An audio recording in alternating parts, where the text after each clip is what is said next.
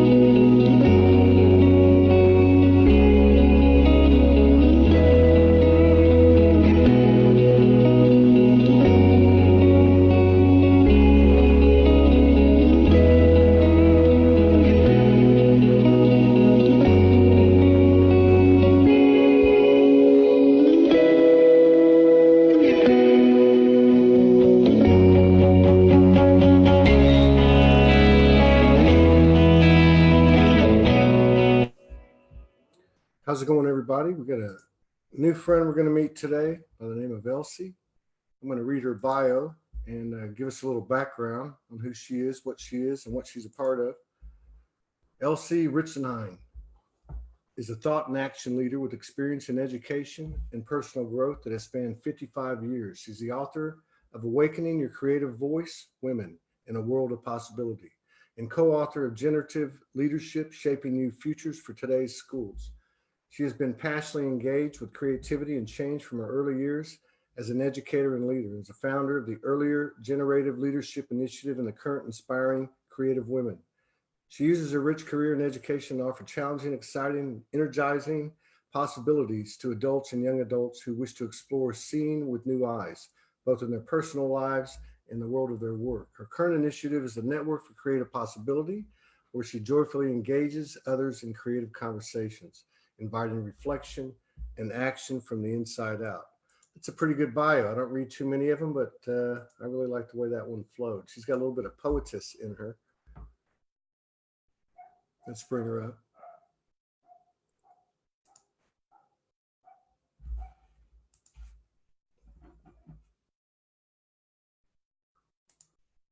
So you can hear me now, Todd? Yes, I can. Hello, Elsie. How are you doing? It's a pleasure to meet you. Oh, it's a pleasure to meet you too, and it's a real pleasure to be here. Thank you.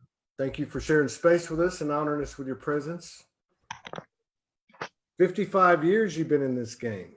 Oh, probably a little more than that. I think I started, I actually started teaching in 1965 and was a music teacher at the time. Wow. And lots of stories about, I'm a storyteller, I'm warning you. So It's okay. I'm from Texas. I'm a storyteller too. You have and I'm a rising divine masculine in the ascension, so I'm becoming a very good listener. Oh, there you go. Probably a better listener than I am, I guarantee you. Well, I'm working on that. But just tell me if I go too long, just cut me off. I won't be Conversation. We're having a conversation. We happen to have a bunch of brothers and sisters with us, and welcome everybody. Yeah, thanks. Thanks everyone for being here. I started, I graduated from high school in 1961, and I'm 76 now. So I'm in a part of my life where I really feel as if my work that I have been doing all of these years is coming to fruition in a way that it was probably meant to be all along. Yeah. But maybe the universe was ready for it, but the world that I was in wasn't ready for it in quite this way. Yeah, I get what you're saying. I've heard a lot of people say pretty much the same thing, and I'm just wondering, do you think that that's part of a collective elevated consciousness or timing, or do you feel like you're seeing it more from just your perspective? But I mean, are you seeing other people going through the same thing where they've been doing stuff for a long, long time and it's coming to fruition?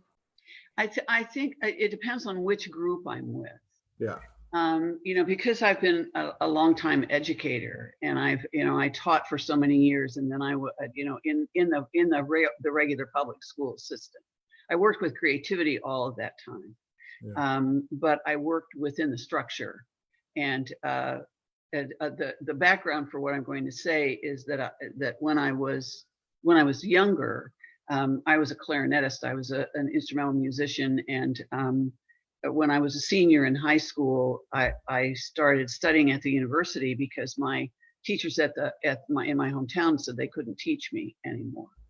So I lived in Southern Ohio, and I went up to Columbus and studied with a professor there for a year, and really was structured as a band symphony musician, where, as we all know, there is a very traditional structure and not a lot of opportunity to improvise the way we would have with jazz or whatever.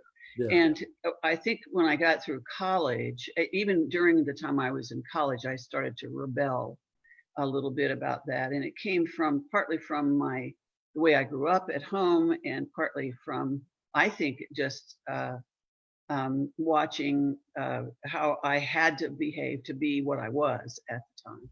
Yeah. And So I was pretty good at doing what I was told to do, because there was a lot of fear base back then. absolutely, yeah. But your But pure wild soul wasn't going to be denied. no, and it happened in unusual ways then that weren't far from. They weren't really far off the grid, although there were things that I did that other women at the time didn't do. To answer your question, though, before we go on, if I'm working with those people that are fellow educators that are working within the system, still in the structure, it's a more difficult. It's a bigger difficulty to get through that mindset, because we're so indoctrinated with it that I'm finding that I'm working with ways to talk with them that will help them hear me. Yeah. And I have this network for creative possibility that I'm working with, which is a new endeavor through my business. It started out to be a huge group of people that I met for lunch, I met for dinner, we talked. I have connections all over here in Michigan with the president of the state union, the teachers union, the state board members that I've worked with. I mean, because of my long history here, I have a lot of connections. It's interesting that the group that now gets together here at my condo to have a creativity conversation is very small. It's about 6 people.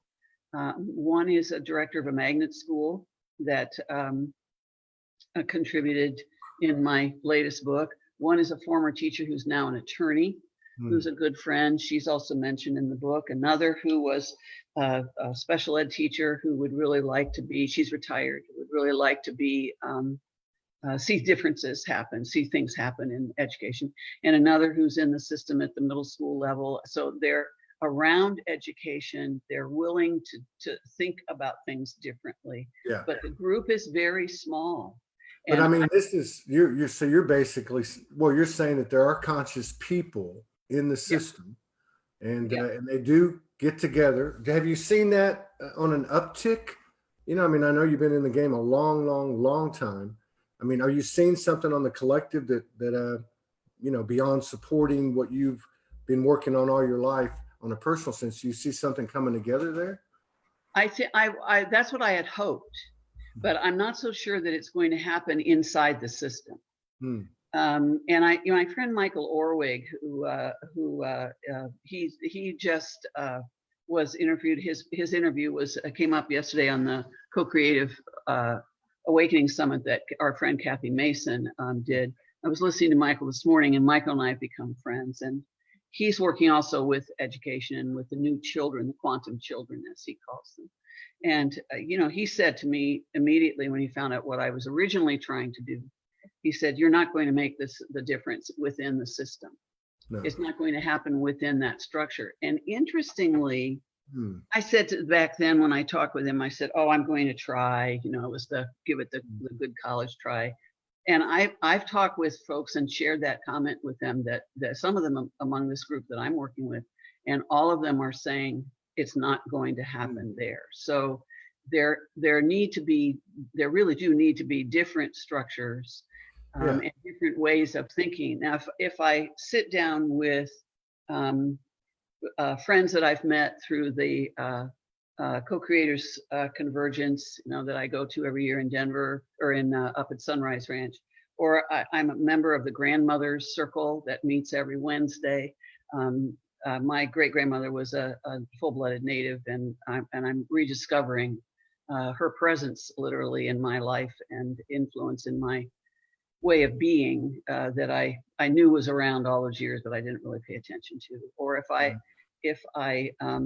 connect with those folks that are really looking at a larger universal picture and looking at quantum change and looking at what we know is literally really happening, then I can speak about this in a way that is exciting, but they'll accept it and they'll nod and say, yes, I get you. This is a lot of great material you're bringing up and a great perspective you're bringing up. Well, so number one,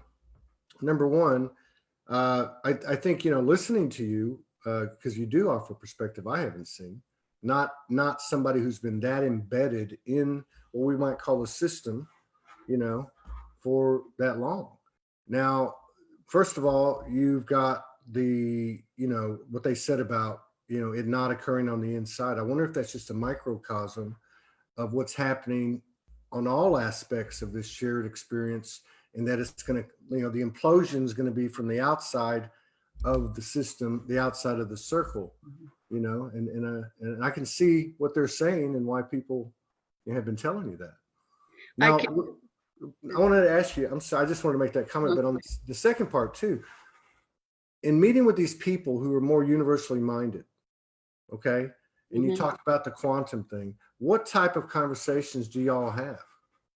I start with what I'm helping us do, I think, or what I'm offering, what I'm inviting them to do, is to think of themselves as change masters, and to be able to step into that place where they can ask questions.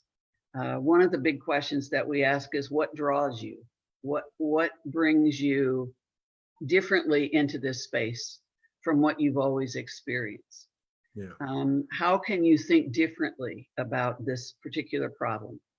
How do you feel when you talk about this and come up with a different perspective? That's the seeing with new eyes that's mentioned in the bio.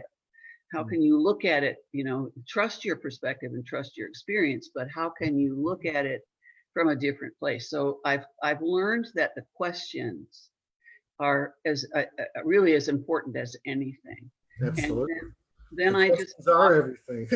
If you stop questioning, then you got something to worry about. Yeah, that's for sure. Nobody's got it figured out yet. Yeah. But this is good stuff. I mean, because this is what I love about the show, because there's all these different perspectives coming from all these different life experiences, journeys.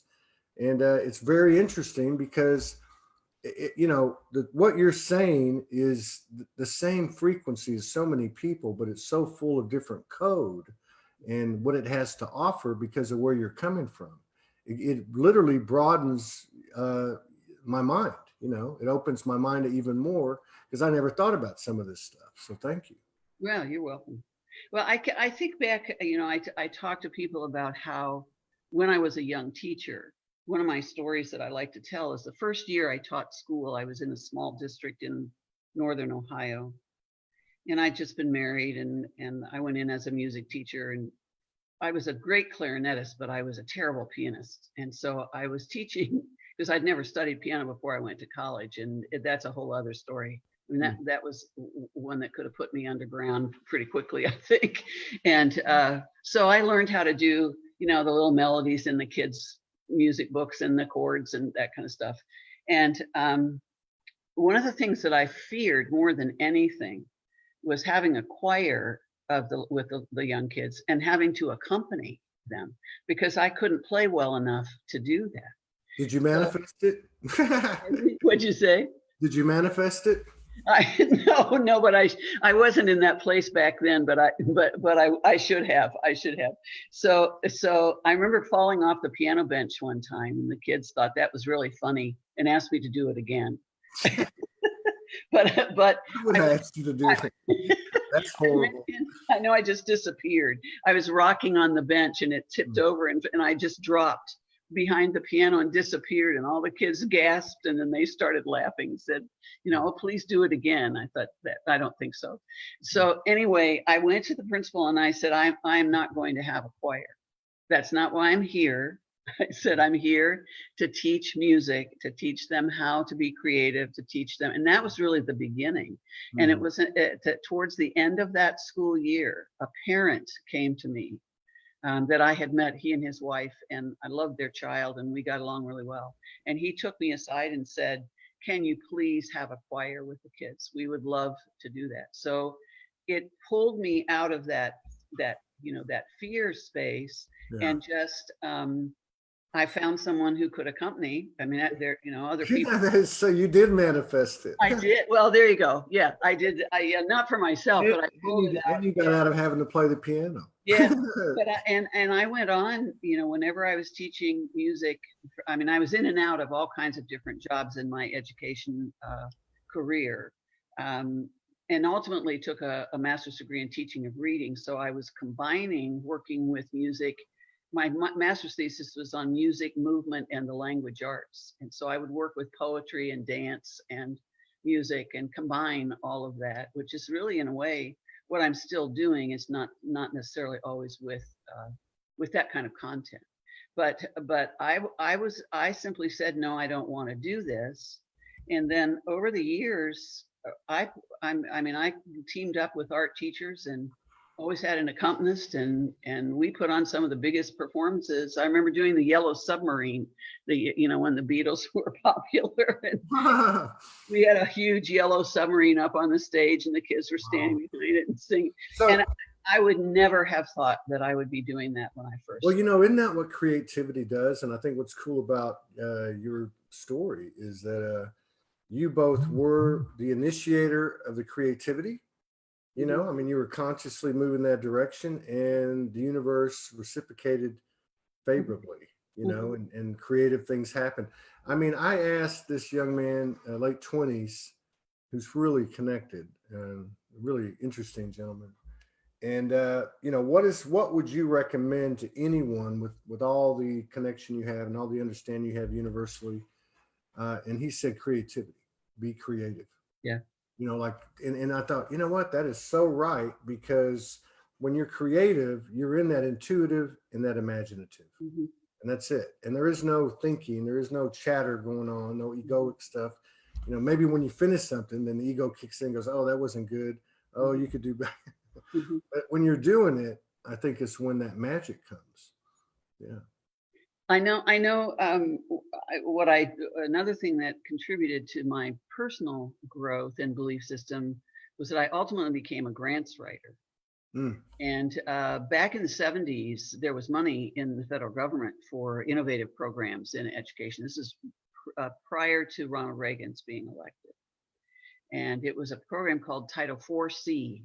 And it was all about they would put out topics, each year that they were looking for innovative programs to be developed. And we had 2 grants at the same time in the district that I was teaching in here. And one of them was, mine was called Integrated Arts. And what we did was work with elementary students up through 6th grade. And we worked with the arts within their general education curriculum. And I wrote grants for the state arts agency to bring dancers in, because we didn't have dance teachers at all back then. So you manifested again. You built a virtual reality within the confines of the virtual reality. Yeah. And our evaluations were off the roof until when Reagan was elected. He did away with that program, and there were people all over the country whose programs just stopped cold because there were no funds, to continue. Do you find it difficult to go into? A lot of people would describe, any part of the system as being in the matrix. A lot of people have come on the show. I had the same experience when I went back into my profession, and I couldn't last. Do you ever struggle with the constrictions of working in the system? Yeah. How, And I, how do you know, you how do you deal with that? I think I'm not in there as much anymore because I'm officially retired now. So when I was doing when I was in the system, I just kept creating new things, and I would move from one role to another. I became, for example, a language arts consultant because of the master's degree that I took with reading. And I remember at the time, the consultants that I was working with, were really upset because I had a music degree. It was as if I didn't belong there. And I was excited because I worked with teachers, but the funds that came in through Title I, it was a Title I program that's still in existence today, with students that struggle with math and reading in schools. I could work with paraprofessionals because we had a core of paraprofessionals that I was allowed to train. And then I could invite the teachers to come to the training we did for the paraprofessionals so we could have them work together. So I could teach them what I wanted them to do that was different from what they would traditionally do in a traditional reading program. And then I'd argue, that reading a book, teaching a child to read, was not unlike reading music, that it was a very similar process.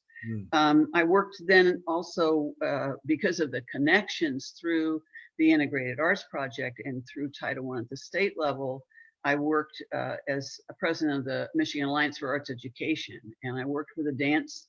I worked for the Michigan Council for the Arts and helped other districts begin dance programs. And when the dancers came in, they worked with the body and would allow children, if they were learning to spell the word wall, their hands were up like a mime, and they would feel the wall. Or one of our teachers, fourth grade teachers, was teaching geography, and she had a map of the US laid out on the gym floor, and her kids would dance from Texas to New York. Depending on the song, right? Yeah, depending on Now, do you feel like throughout your career with these types of initiatives that you initiated and you and others initiated together, would you say that it had a certain type of energy that the system didn't have? And would you say that energy is growing or expanding, or what have you seen in the evolution of that energy? I think the energy was growing for a while. I think the current initiative, because we were teaching then too, I've also taught at the university level and written grants for the county. I worked for the county education system for a time. And the last official job I had was working as a director of a magnet school for math and science, actually. And we did integration with technology and graphic arts and that kind of stuff, and research with the kids. That was a real creative perspective. So I worked you really, you throughout your whole career, you in the system, you were really hands-on. You were building a virtual reality, interjet virtual reality within the virtual reality that wasn't even real. And that's then we added just a postscript to that. Was in the early 2000s or late 1900s, I met the Canes, Jeffrey and Renata Kane, who were doing work on principles for brain-mind learning, and I learned about the neurosciences and how the brain functions, and so that gave a lot of validity to the work that we do. That we did. It was interesting because it was in a real inclusive perspective. And the thing that's exciting for me personally is that all of that time, especially from my late 20s, early 30s, at home I was working with crystals, and I was seeing psychics, and I was listening to audios in the car on channeling, and all of that work that I'm now integrating more and allowing to come forward, because I'm not inside that system. I think that for a period of time we opened up inside the system to really exciting and possibilities. Well, we had to wake up somewhere. We didn't wake up outside the circle. I think some people did, and that was a struggle. So where have you taken this whole composite, this incredible career, the stuff that you were doing, the crystals, the psychics, the kids, the creativity, building energy complexes that are still expanding today, I'm sure. Mhm. Where have you brought all this now? You've mentioned a couple of books. Well, two of my friends and I wrote the book, the Generative Leadership book, in 2008. And interestingly, I think it still may be available on Amazon. I don't know if you want me to. I can show you a copy. It's shaping new futures for today's schools. We were way ahead of our time in 2008, but I still use work from that. And then my book, my recent book, is the Awakening Your Creative Voice, and it was a book that I wrote recently. It's about 3 years old, and I wrote. That's specific to women. That's women in a world of. Yeah, it's written for women, but it's not actually what I say to my men friends, who tell me that when I give them the book, they'll say, "Oh, I'll take this home and give it to my wife." And my response is, don't do that. I want to read it. That would be like somebody like a genie coming out of a lamp and handing you an owner's manual to being a woman. And the man said, "I'm going to give this to my partner." The smart one would read it about 10 times. Right. Well, I tell them, I say to them, don't give it away until you've read it. And please remember what's happening with the energy in the universe. Because in the Awakening book, in generativity, I wrote that, I collaborated with my friend Carl Klimek from Michigan, and Kathy Sullivan wrote with us, who is an astronaut who was the first woman who walked in space. Mm. And she has a new book that's just come out about her work with the Hubble telescope. And Kathy was a really fascinating person to work with at the time.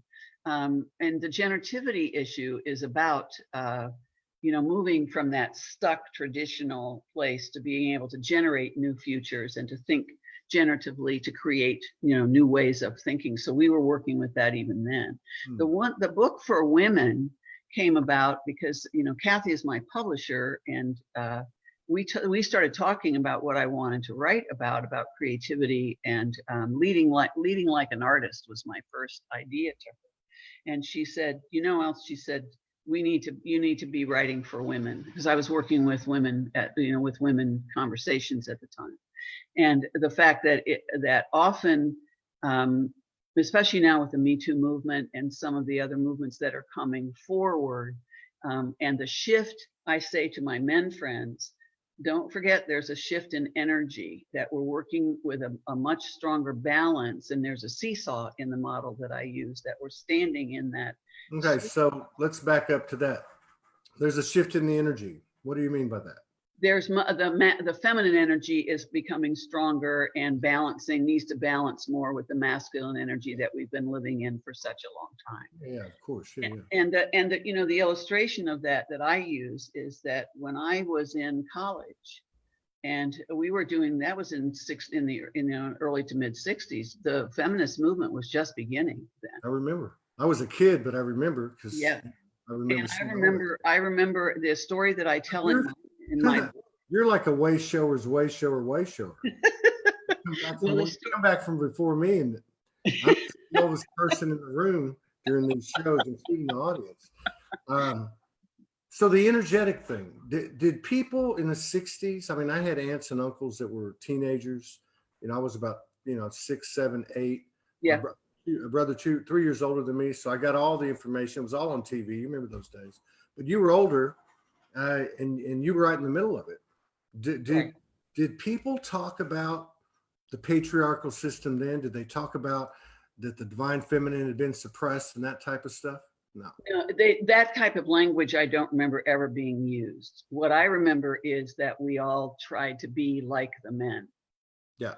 And the story that I connect to is sitting in my yard one summer when I was home on break from college, and looking at a cover on Time magazine, and it was a pregnant woman in a blue pinstripe suit, and basically saying, you can be pregnant and still work in the corporate environment.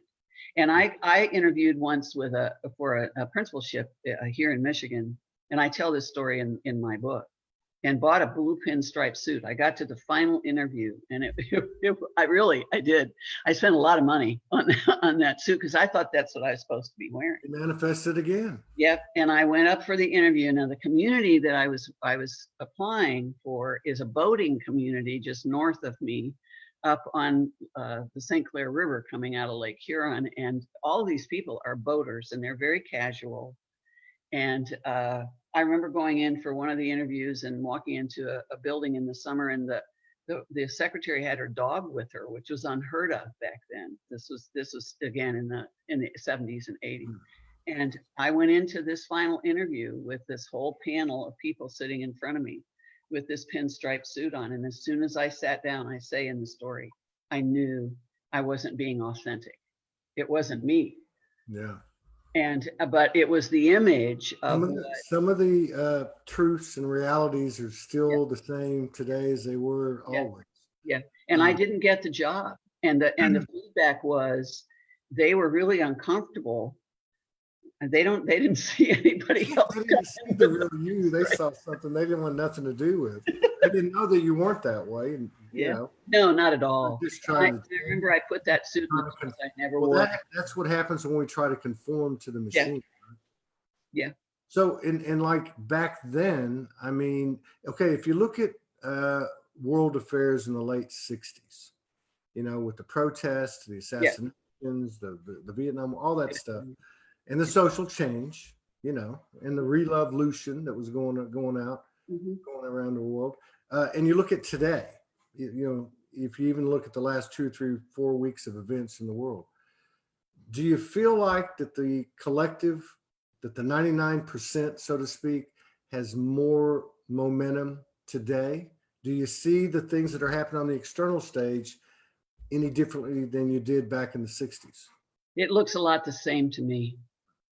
Right now, it looks a lot the same to me, and what it does is, and I think it's that fear-based. What I feel when I watch, you know, the protests and the women's protests, that the women's movement that's happening and women's marches and stuff are slightly different. I mean, we had civil rights marches back then, and you know, I remember.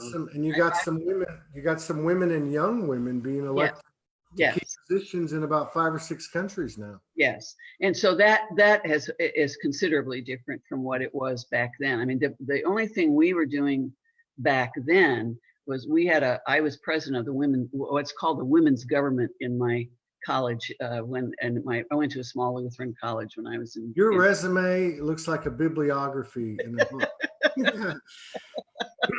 And we had a women's conference. We hosted a women's conference, and I was the chair of that. So I got, and I remember my professors that were in the music department were all upset because I wasn't conforming, you know, to that student that just went every day and sat in the practice room and did everything everybody else did. And I remember the assistant dean at the school. I used to go sit. I remember writing a piece for the school paper back then about women not being able to smoke in the dining hall. Men could smoke in the dining hall. Too many women that would have listened to that. I mean, real, and I remember, you know, Go ahead. No, it's just illustrations of different ways that things were changing, and that I would grab those little pieces then to do what I could to be heard. I asked the young women to revert back to what we were talking about, what's happening now. I asked my young friends, what are you doing that's different? What are you doing that's different? Because the older women have already been there, you know, and we tried very hard to be like the men, and we spent a lot of years. I mean, I say to the guys that are uncomfortable about reading my book, if you saw the numbers of books in my office here, my study, that are written by men about leadership. Yeah. I mean, I've been following their model. Let me ask you this about in terms of with you having said that, with the book that is a general book, you know, it's the same energy, same information. How would you, just in general terms, you know, bullet points, what would you recommend what is the guidance on being a woman? I think that's the gist of what the book's about. To be in leadership, to be in power as a woman. Well, What does that book say about that? I mean, first of all, there's a model that I give in the book that is called Inside Out, developing your creativity muscle. So first of all if we're born as creative beings, and that's both women and men. Mhm. It's not just, you know, the females that are born as creative beings. So there's a creative essence that we all have. Women often aren't encouraged to use that creative essence, and neither are the men, quite frankly, or at least we weren't for a long time, but I'll speak about that in a second, in ways that are as healthy and innovative and open as they might be. And so as a leader or as a person, there are really good questions to begin to ask yourself is, you know, how courageous am I? How do I fear stepping into the unknown? Am I going to go to the playground? The model that I have in the book is a playground. So you can go there and you can think about your intuition, and you can sit in the park bench and think about mindfulness, and then the seesaw, that's the balance, you know, between the yin and yang, and improvisation. But there's a merry-go-round that you get on, and the center of that merry-go-round is the possibility space. And that's really the big issue, where the unified The eye of the hurricane. Yeah, that's exactly. Well, and that's where you go on the merry-go-round. There are 4 seats. There's one for play, there's one for technique, there's one for planning, and there's one for risk, where you're not afraid to question what you're doing and to step out of them. And then there are other things on the playground, some principles about being original and all of that. And then there's an action piece. Yeah, So I think there's a growing segment of the population that the planning thing, because I'm an old school corporate guy. I mean, I was in that structure, very successful, you know, played the game and paid the price like so many people. But the planning thing, I mean, have you felt like, you know, just on a collective level, or even on a personal level, that the energy is much broader, much more expansive, much more potent, much more available now, and that it's a little difficult to plan? Because I mean, back in the early days, I remember 10-year plans, 5-year plans, and so on, so on, so on, that changed. Now you can't even make a 1-month plan. Well, You know, you can't. it's happening so fast. Does that resonate with you at all? Yeah, and I exactly. I feel that too. I think we're, you know, on the same page with that. I think you're absolutely right. The problem that I have working with educators is that they many of them still don't see this, because they're still in that old structure, that 100-plus-year-old structure. Yeah, maybe. Yeah, everything is structured around that. Okay, we're going to do this, and still saying, you know, if the kids can't read in Michigan, they have a new legislative issue. If the kids can't read and score a certain place on the standardized test by the end of 3rd grade, they have to repeat 3rd grade. And, you know, I'm just looking at this and saying, really? What do you? I think maybe you should try. Look, you grew up in the 60s. You were in that movement. You had to be a teenager. I mean, perfect time, perfect age. Maybe what you got to do is invite a bunch of these educators over to like just a little, you know, meeting area. Have some incense, have some gongs, have some qigong, you know. Start it out like that. Don't give them time to think. Yeah, I've been doing these retreats that I go to for myself, actually. Parker Palmer is a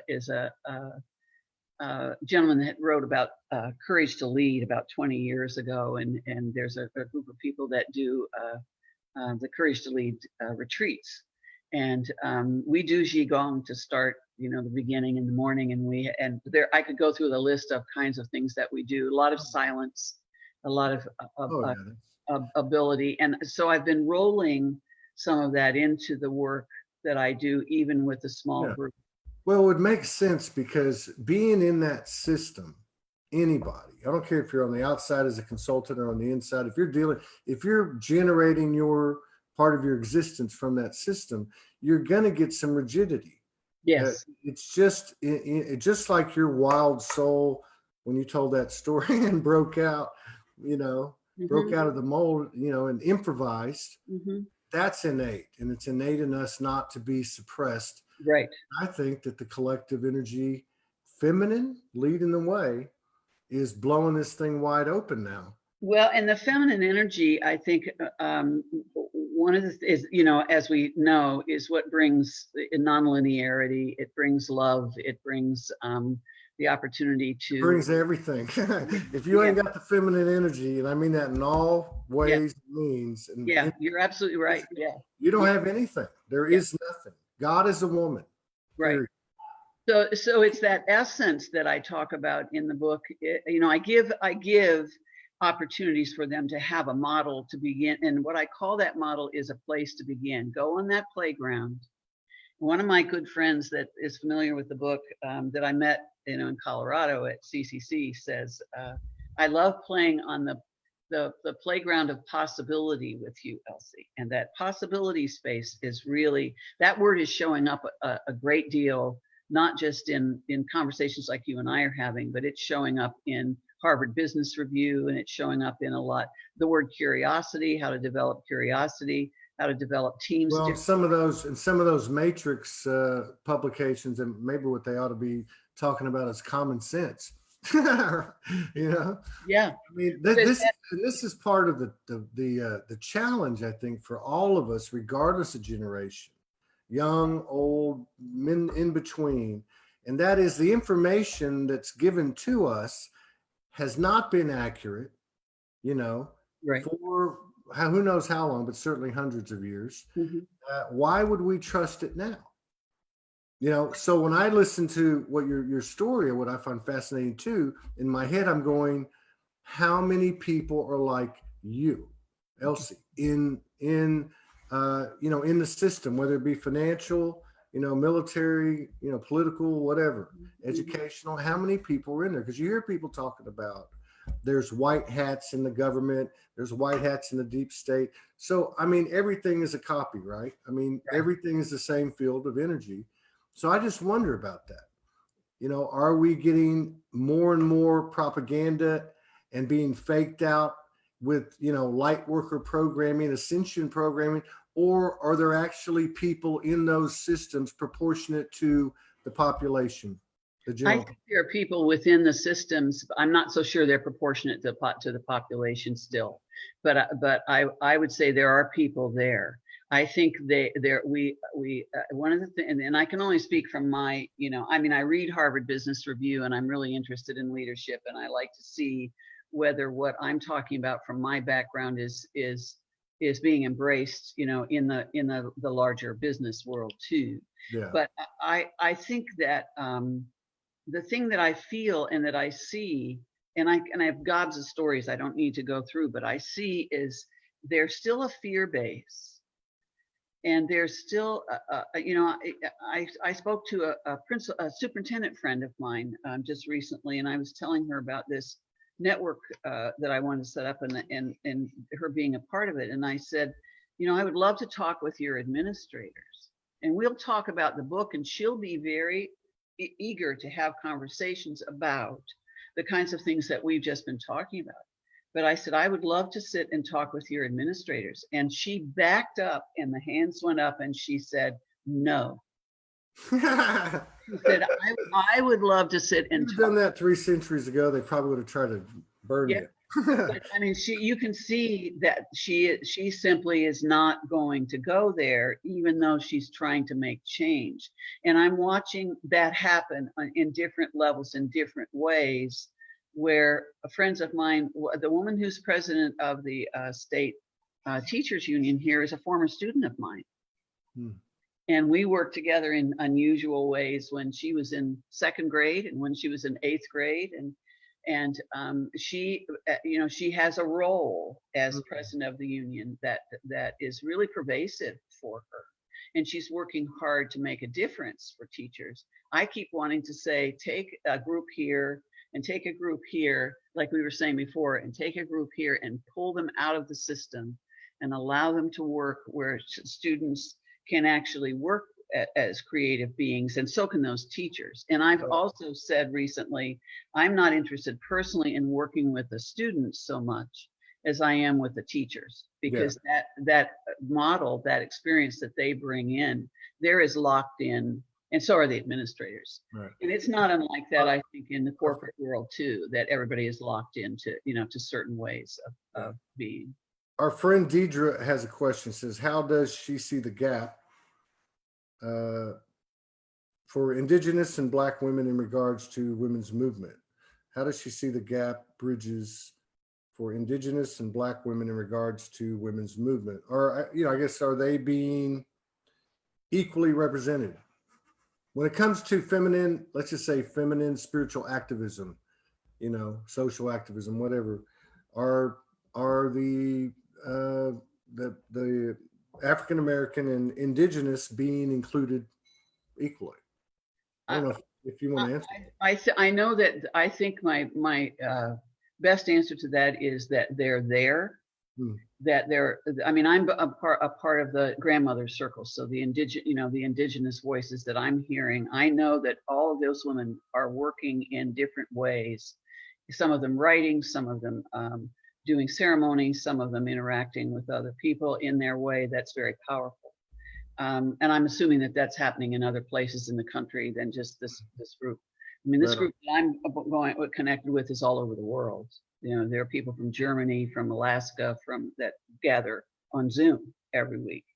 The Black women, I think I know that since I'm living near Detroit, that there's a very strong, in my culture here, there's a very strong a voice, among the Black women, and I see them stepping into the dialogue and into the arena in different ways. I don't know, and to be very honest, I would have to say I've not been as closely aligned with that movement in the city as I might be, since I'm in the suburbs and I'm out here near the farm. Yeah. So it's that the culture here is a little bit different, but I have other friends who are working with this same kind of things that you and I are talking about. And they're working in Detroit. They live near Detroit and working in Detroit with the Black women there who have very strong voices. I would assume and would hope that's the case. And I know that with the presidents, with the Democratic Party candidates, there's been quite a bit of comment this week about the fact that most of the people who are dropping out of the race, that there's no diversity left now. And especially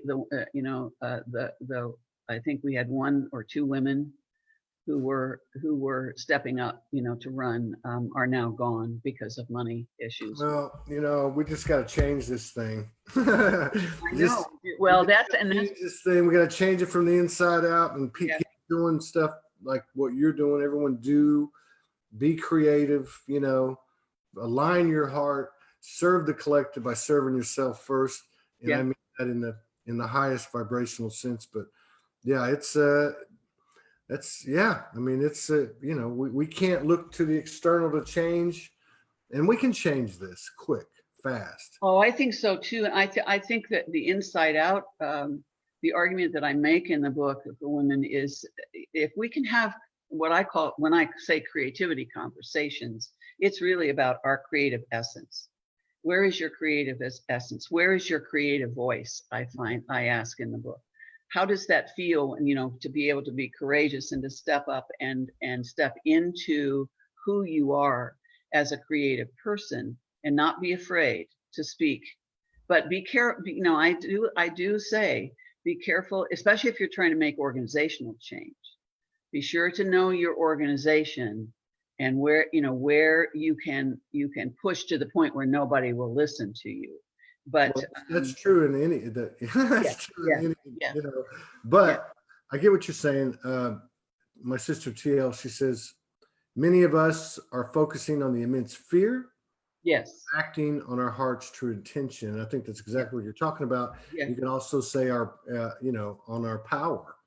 Yep. So you are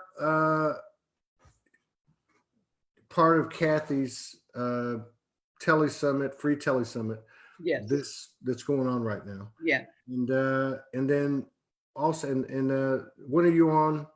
On her I'm Tele? on Friday. I'm up on Friday. Okay.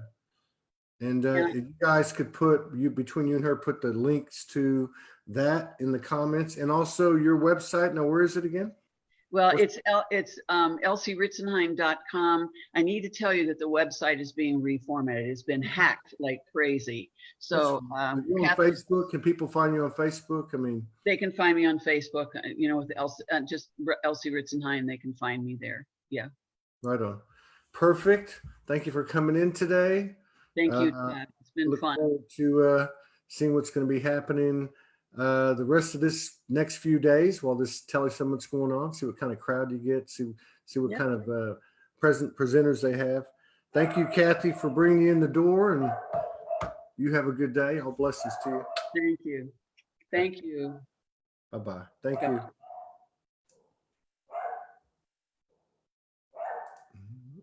you.